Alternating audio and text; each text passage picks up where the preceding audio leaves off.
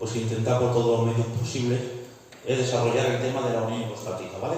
Porque a veces también con menos se puede hacer más, ¿vale? En el tema del estudio también hay que intentar por todos los medios posibles resaltar lo importante, estirar o expresar aquellas conclusiones, aquellas expresiones que te hacen entender el fin y el propósito que ahora, pues yo lo que he aprendido, lo que he visto, pues quiero transmitirlo para que ustedes también os encajen, ¿vale? Porque en la unión hipostática hay métodos y momentos de los cuales yo me confundía.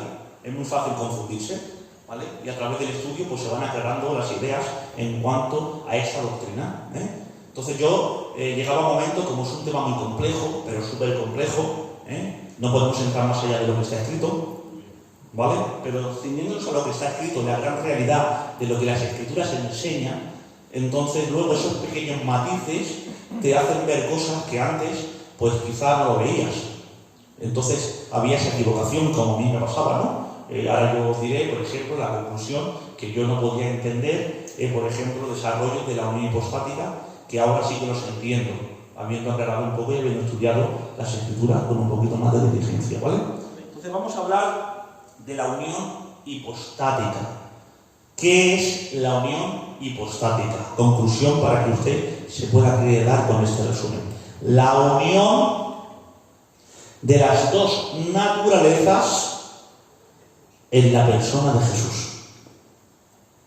Las dos naturalezas, tanto divina como humana, en la persona de Jesús.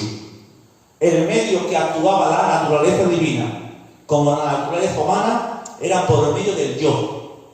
Entonces no fue un Dios, un hombre que llegó a ser Dios, sino Dios que se hizo hombre sin dejar nunca de ser Dios. Por eso no fue un Dios y hombre, porque si no entraríamos en una equivocación. Fue el Dios hombre, ¿vale? Seguido. ¿Se dan cuenta? Un pequeño matiz como puede traer una equivocación. Dios y hombre no, Dios hombre.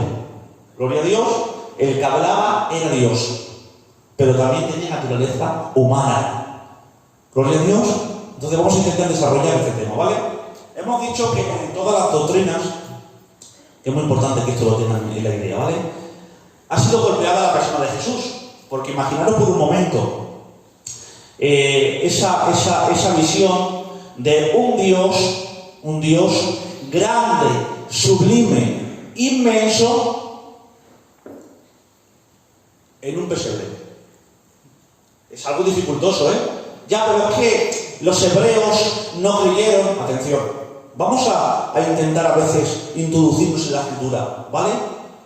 Los hebreos les era dificultoso creer en Jesús porque el Dios de los cuales ellos servían, que lo llenaba todo en todo, que el cielo es su trono y la tierra es el estrado de sus pies, que cuando él hablaba tenía que decir Moisés, habla con él que perecemos, que con su soplido abrió el mar rojo, ahora lo ven en un pesebre. Imaginaros por un momento el concepto del hebreo. El Dios grande, sublime, el que avergonzó a Egipto, ahora envuelto en pañales.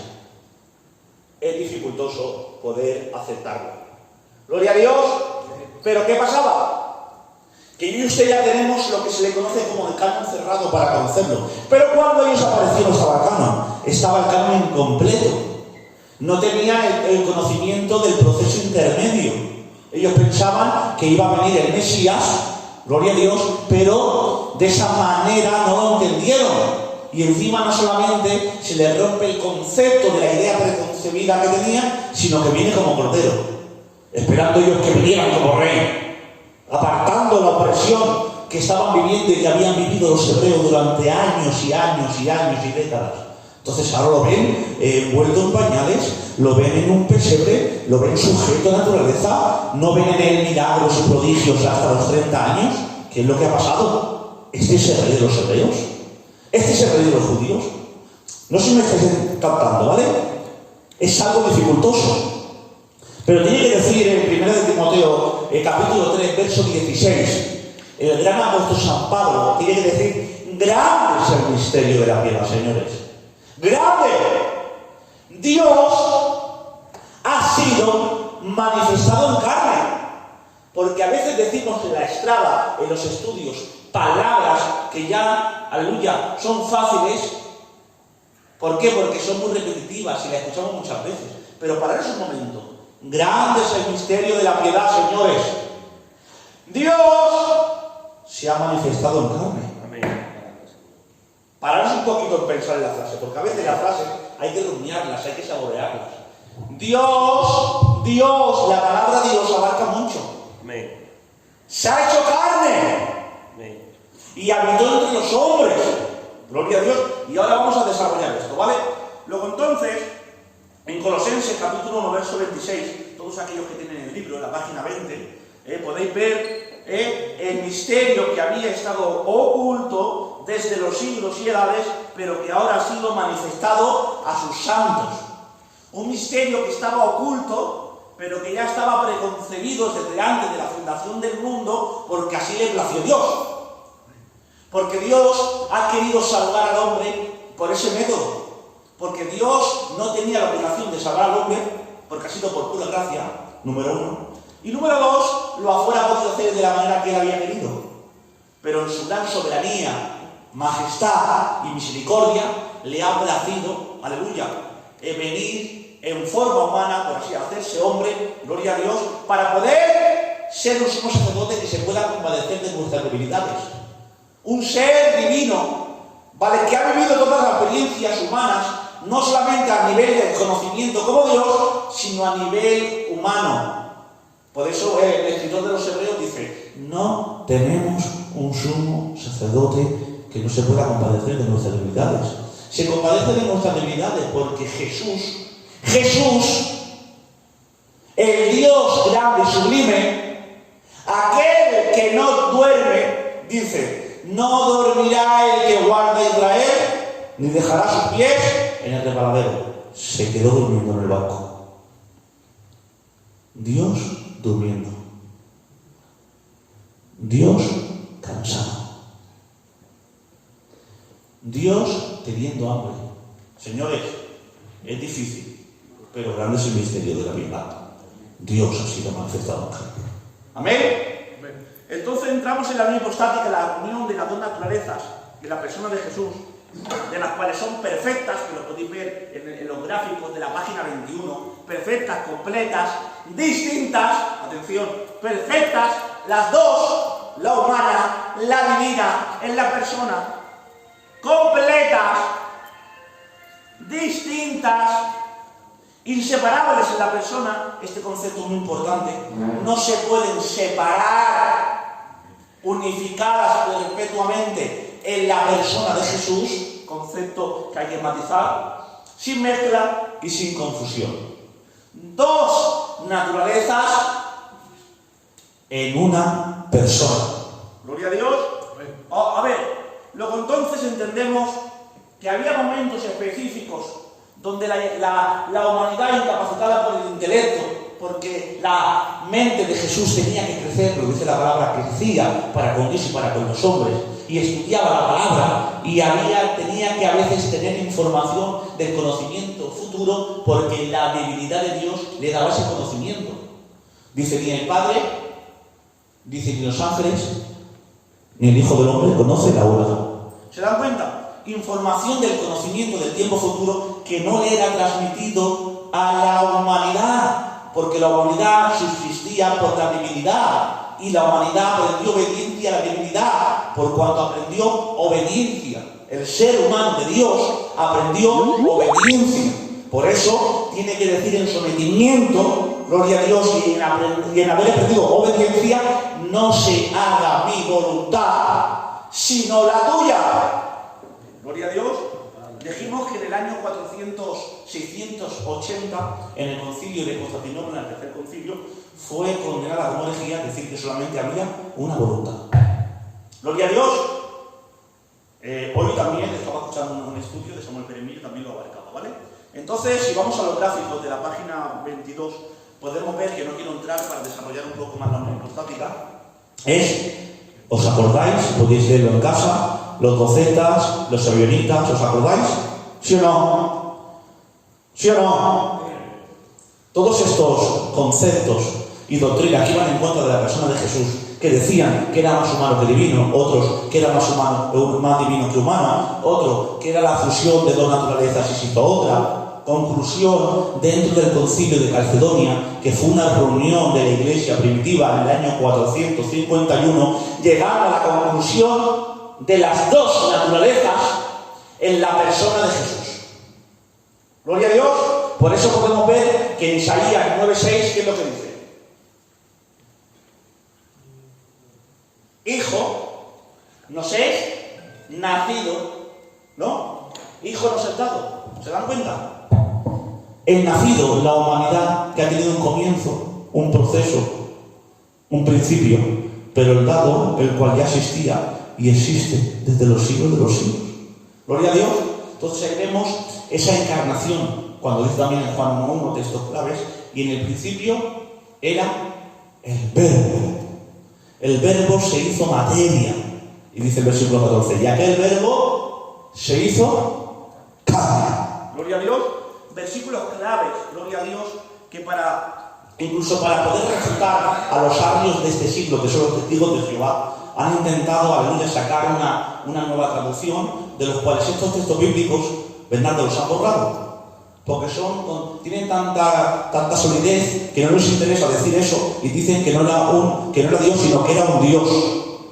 Gloria a Dios. Han intentado borrar esos textos bíblicos porque tienen mucha solidez para poder dejar al descubierto la enseñanza que enseñaba Arrio. Gloria a Dios, que decían, gloria a Dios, que Jesús era un Dios menor. Dios les ayude a poder ver la verdad, ¿vale? Entonces entramos ya en materia de lo poder desarrollar la unión de las dos naturalezas en la persona de Jesús, ¿vale? Cuando hablamos de las dos naturalezas en la persona de Jesús, podemos ver que había tanto una humanidad completa, que ahora vamos a verlo por medio de la palabra, como una divinidad. Vamos a entrar en la divinidad de Dios, ¿vale? Vamos a ver en Mateo capítulo 2, verso 11. Al entrar en casa, vieron al niño con su madre María y postrándose, le adoraron. Ahora le hago una pregunta. ¿Quién es el único ser que se le puede adorar? Dios. A Dios. Entonces este texto bíblico, dentro del canon de la revelación de Dios y la inspiración de los apóstoles, certifican y avalan que le adoraron. Entonces aquí tenemos un texto bíblico donde le adoraron. Y entonces reconociendo que había en él, aleluya, que era Dios por encima de todas las cosas. Seguimos. Dice la palabra en Mateo capítulo 28, verso 9, y aquí que Jesús les salió al encuentro diciendo salve, y ellas acercando, abrazaron sus pies y le adoraron. Gloria a Dios, le adoraron. Entonces esa adoración da a entender que solamente en el precepto, en el conocimiento, en la ley, solamente a quién se le podía adorar según Deuteronomio, a Jehová. Gloria a Dios. Solamente a tu Dios servirás, a Él solo adorarás. Luego entonces a Él se le adoraba. Entonces vemos aquí, gloria a Dios, que Él recibía adoración. Pero seguimos. No solamente recibe adoración, sino que tiene la capacidad de poder perdonar pecados. ¿Quién tiene la capacidad de poder perdonar pecados? Dios. Amén. Gloria a Dios. Nadie más tiene la capacidad de poder perdonar pecados. Vamos a verlo por medio de la palabra. Gloria a Dios. Dice la palabra del Señor, aquel hombre que han bajado en el lecho, el imposibilitado, que han cogido 4 amigos, lo han bajado por el techo, han hecho una apertura, y dice que al ver la fe de ellos, le dijo, ánimo, tus pecados te son perdonados. Gloria a Dios. Entonces vemos aquí que en la persona de Jesús había esa divinidad de Dios que recibía adoración y que se le adoraba. No solamente que se le adoraba, sino que perdonaba pecados. Gloria a Dios. Él solamente puede, gloria a Dios, perdonar pecados. Solamente es Él el que perdona pecados. Alabado sea el nombre del Señor.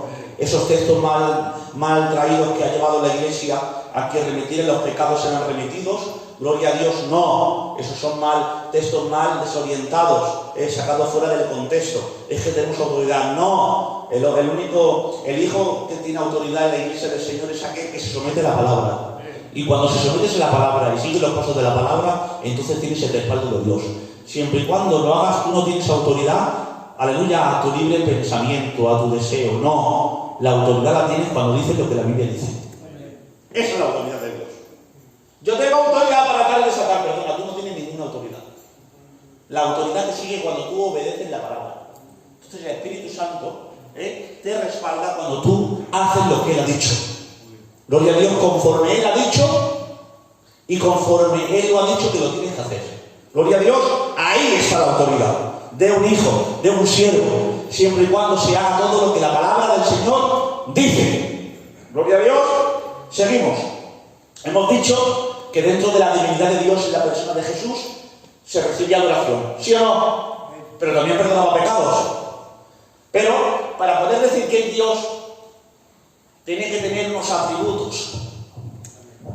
Porque si no tiene unos atributos, gloria a Dios, podemos ver, es decir, que es imposible, pero hay gente que se ha vuelto loca y que recibe la adoración de otros.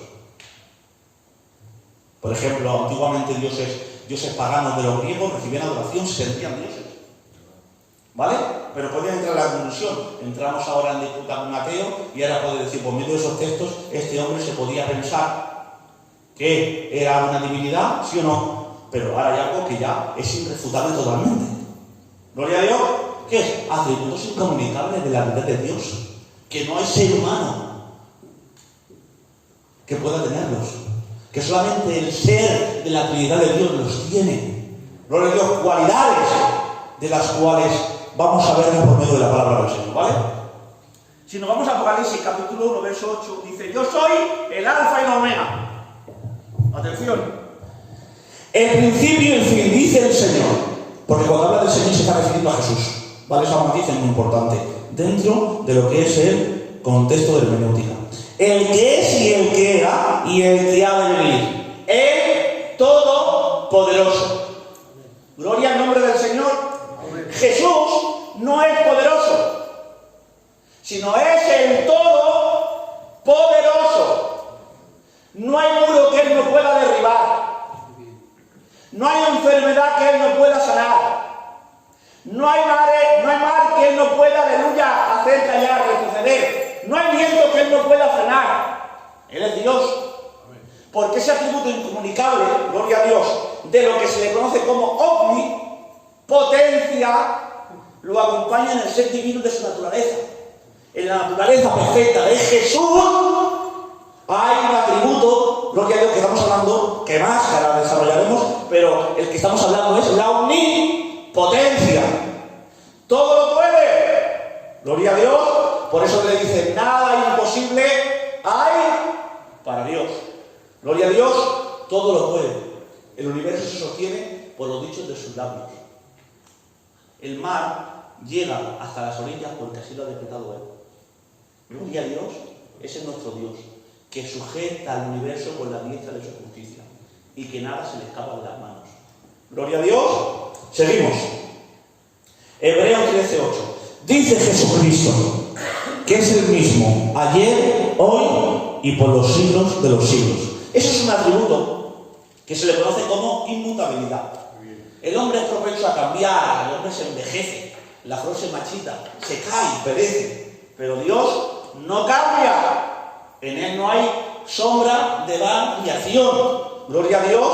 Por eso también podemos ver que en el libro de los Hebreos, en el capítulo 6, cuando le prometió a Abraham la promesa, dice, por el inmutable consejo, como no había otro mayor por él, ¿por quién juró? por Él.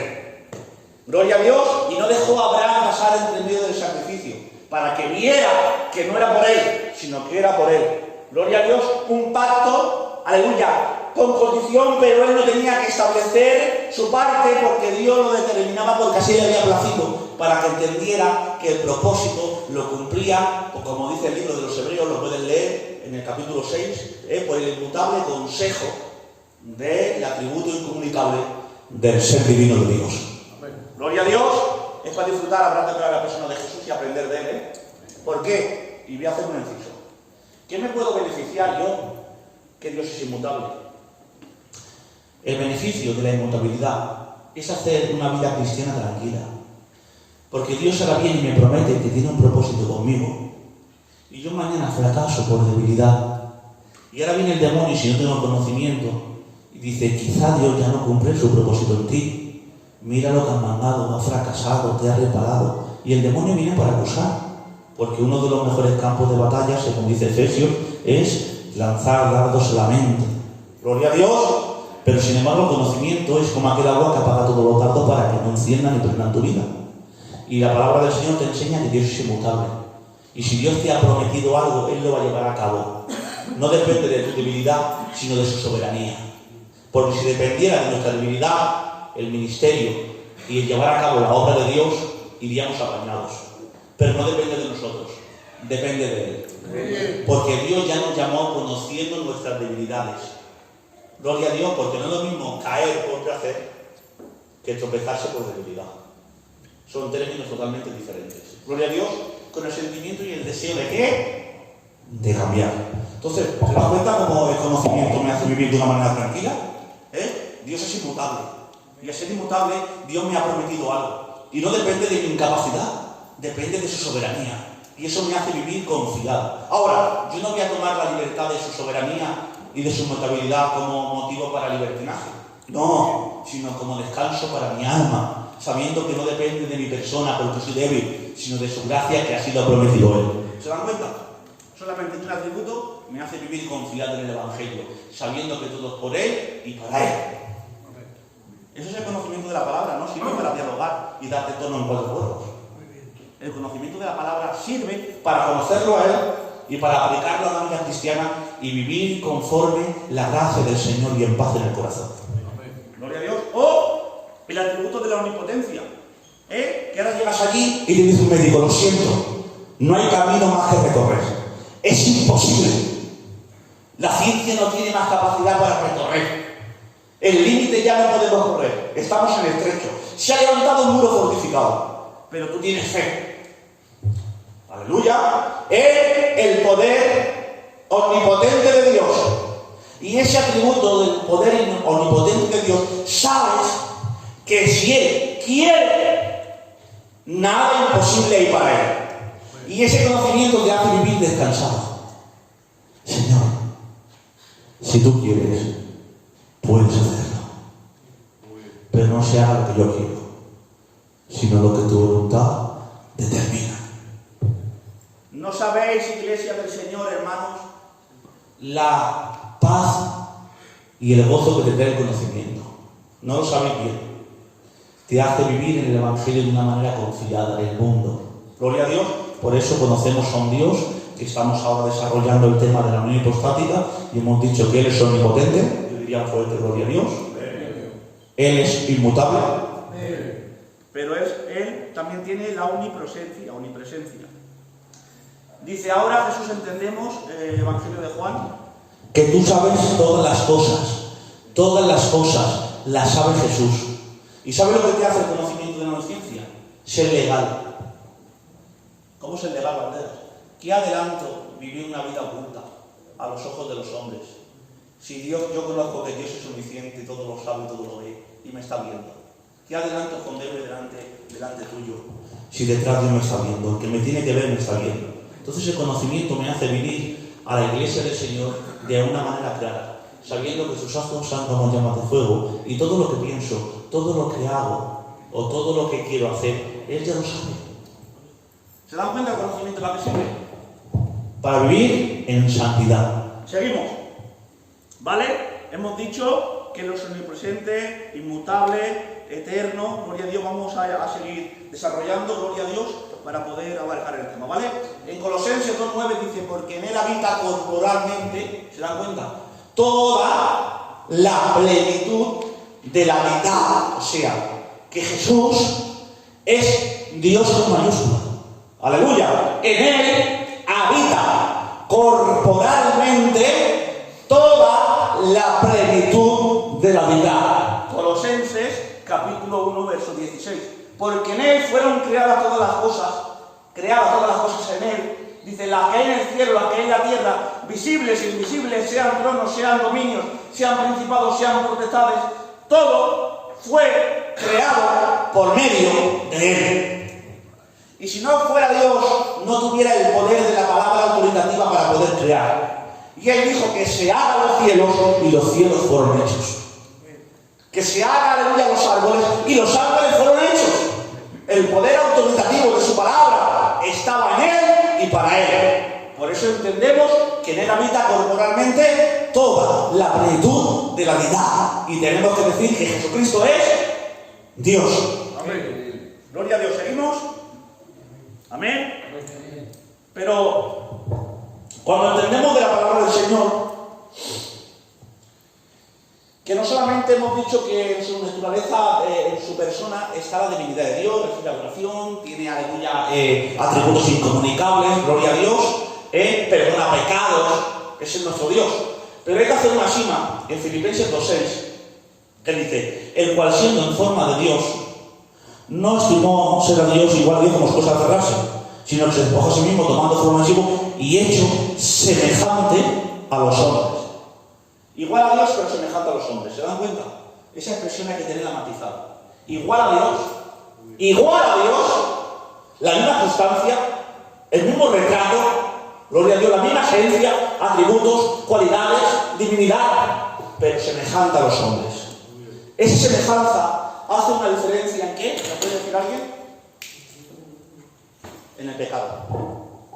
Gloria a Dios, Jesús no tenía pecado. Jesús no tenía pecado. Gloria a Dios. Seguimos. ¿Vale? Hablamos que dentro de la divinidad de Dios, entonces entendemos que el niño ha sido dado, hijo ha sido nacido, ¿sí o no? Entonces hemos visto que en él habita corporalmente toda la plenitud de la deidad, que tiene los atributos incomunicables del ser divino de Dios y que él es Dios por encima de todas las cosas. Gloria a Dios, que él es omnisciente, omnipresente, inmutable, eterno, que él perdona pecados y recibe adoración. Entonces todas estas cualidades de las expresiones bíblicas nos afirman que Jesucristo es Dios. Gloria a Dios, pero vamos a afirmar porque ahí no quedaría todo. Vamos a afirmar. ¿Vale? Pero podemos ver que también en su naturaleza humana hubo un proceso y un crecimiento totalmente humano, de tal manera que dice Juan capítulo 4 verso 6, y estaba allí el pozo de Jacob. Entonces Jesús, cansado del camino, se cansó. ¿Quién se cansó? Jesús, el Dios hombre. Aleluya. Nunca se olviden de estos matices, ¿vale? Segundo, dormía. Y entrando él en la barca, Mateo capítulo 8, sus discípulos lo siguieron, y aquí se levantó en el mar una gran tempestad tan grande que las olas cubrían la barca, pero él dormía. Y decía Samuel Benemillo algo precioso.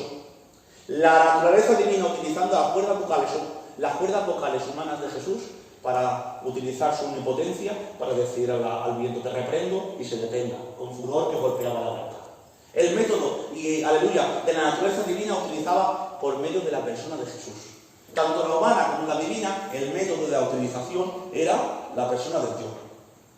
Por eso a veces te podía ver que te hablaba como hombre, pero a veces te hablaba como Dios. Gloria a Dios, pero en él habitaba tanto la naturaleza humana como la divina, por medio del yo de Jesús. Gloria a Dios. Son matices que hay que entender, aleluya, de una manera muy clara, ¿vale? Tenía necesidad de comer. Capítulo 4 del libro de Mateo. ¿Qué dice la palabra del Señor? Que tuvo hambre. Aleluya. Sentía tristeza. Eso es porque ahora también entraremos en el desarrollo del cuerpo, el alma y el espíritu. Gloria a Dios, dice la palabra del Señor. Entonces Jesús dijo, mi alma, ¿ves? Mi alma está muy triste. La humanidad completa de Jesús, su alma estaba muy triste. Gloria a Dios, enfrente del sepulcro. Dice la palabra que lloró los sentimientos compujados del corazón de Dios, haciendo que por su piel preciosa y sus mejillas cayeran lágrimas.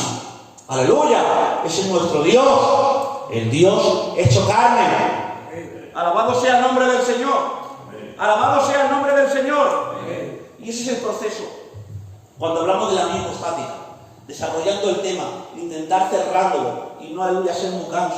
Hemos dicho que era totalmente divino, ¿sí o no? Pero también hemos dicho que era totalmente humano. Gloria a Dios. Pero hay que hacer una distinción en Hebreos capítulo 4, verso 15.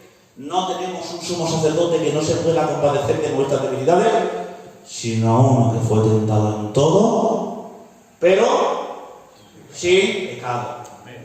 Jesús no tenía pecado, pero hubo unas necesidades físicas, sujeto al tiempo, sujeto al espacio. Aquel ser divino del cual tuvo que esperar y desarrollar su mente. Os dije el otro día que Jesús fue a estudiar. A ver, vamos a ver. Jesús estudiando. En su mente humana desarrollaba las Escrituras. Dicen los teólogos que no fue simplemente en que luego se sorprendieron con su sabiduría los ancianos, pero él no fue a sorprender a los ancianos, él fue a aprender de los ancianos. Lo que luego en la conversación, porque eso ya estaba estipulado en Israel.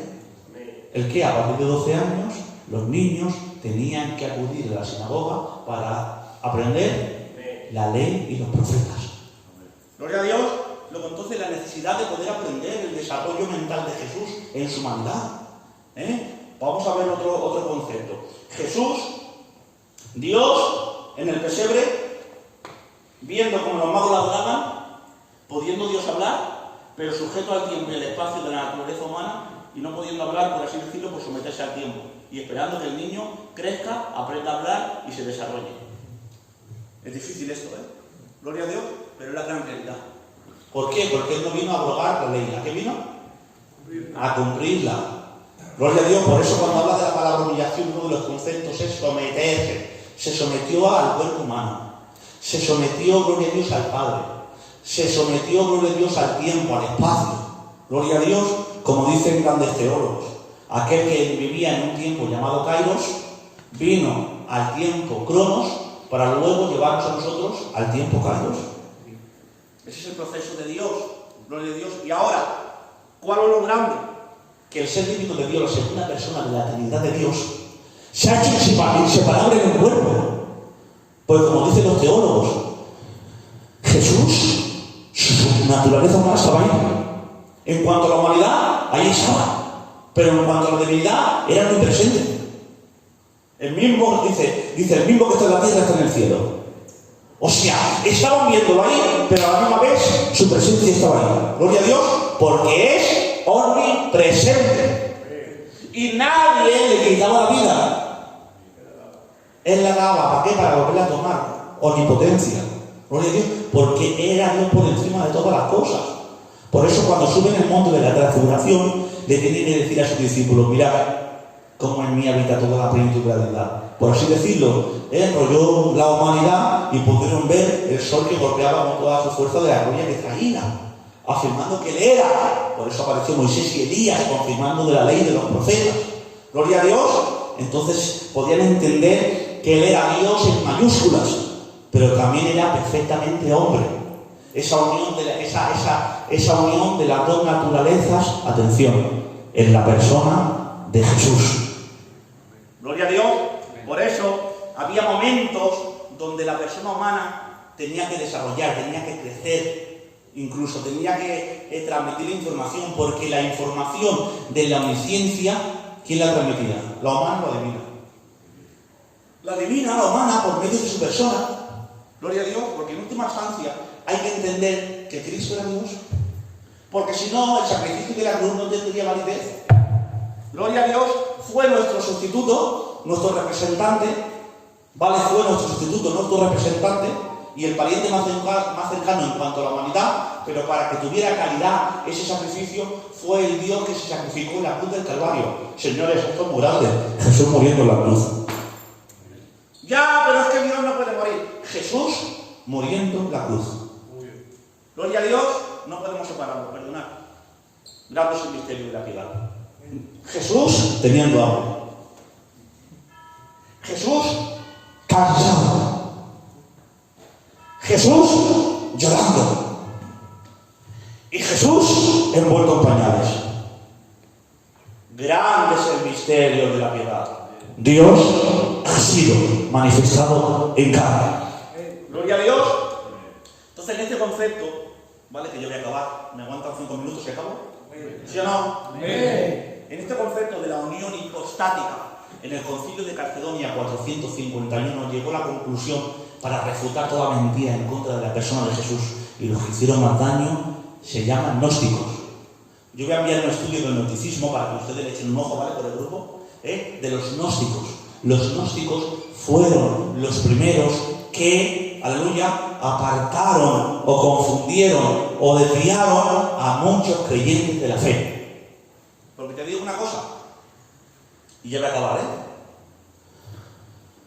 Satanás está más empeñado en dejarte dentro pero desviarte de la verdadera fe que apartarte fuera. ¿Sabes que los mayores golpes que ha recibido la Iglesia no ha sido investida, aleluya, desde afuera? Ha sido equivocada desde dentro. Y me explico, y acabo con esto. En la Iglesia primitiva, durante los primeros 3 siglos, no había principado ni potestad, por muy grande que fuera, que pudiera hacer doblegar a la Iglesia antigua, por medio de la persecución, por medio del desafío, por medio de la negación. No podían. Pero cuando se asociaron con Constantino en el año 300 y se hizo oficial la Iglesia como principal iglesia del reino y empezaron las comodidades y las doctrinas equivocadas a entrar dentro de la Iglesia, es cuando empezó la gran decadencia. ¿Se dan cuenta? ¿Cómo empezó la gran decadencia de la Iglesia? Con las equivocaciones. Por eso uno de los golpes contra la Reforma, que fue un hombre inspirado, iluminado por el Espíritu Santo, Martín Lutero en Wittenberg, Alemania, golpeando, viendo que el hombre no por obra se puede salvar, sino que el justo por la fe vivía. Pero tuvo que salir. ¿De dónde tuvo que salir? Del error, de la enseñanza. Por eso que nadie te equivoque. No recibas todo lo que te digan, por muy grande que sea, porque el hombre es propenso a equivocarse. Todo lo que te he dicho yo hoy, si quieres ser un buen hijo de Dios, examínalo. Ya te lo puede decir quien te lo diga. Examínalo. Cumple el mandamiento que Dios te ha dado. Examinarlo todo. Retener lo bueno. No se puede decir amén a todo.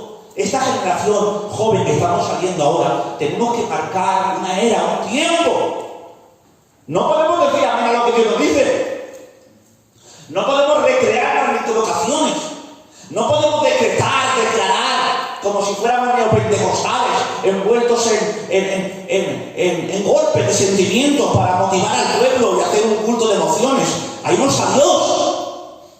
Dice Samuel Pérez Millo, jamás de los jamases puede haber ni ha habido un avivamiento en la Iglesia si no ha sido por medio de que la gente ha vuelto a la luz de la palabra.